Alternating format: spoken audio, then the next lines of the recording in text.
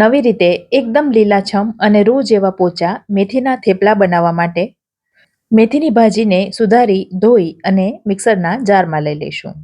સાથે થોડા તીખા લીલા મરચાં, એક આદુનો ટુકડો અને લસણ જો તમે ખાતા હો તો એ પણ ઉમેરવાના.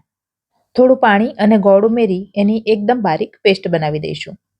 હવે ઘઉંના લોટને ચાળી એમાં મસાલા કરીશું.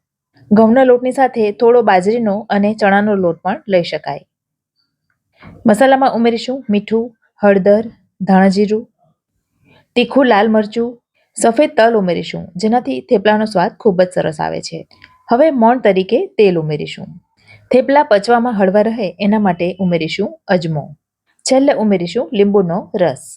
આ થેપલાનો આખો વિડીયો જોવો હોય તો ટાઇટલ પાસે આપેલો છે અને ચેનલ પર જઈને પણ તમે જોઈ શકો છો.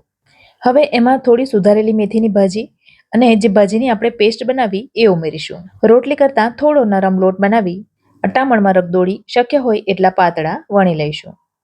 લોઢી ઉપર બંને તરફ શેકી બંને તરફ થોડું થોડું તેલ લગાવીને શેકી લઈશું. જો લાંબો સમય રાખવો હોય તો વધારે તેલમાં શેકવાના. એકદમ લીલાછમ અને રૂ જેવા પોચા થેપલા બનીને તૈયાર છે.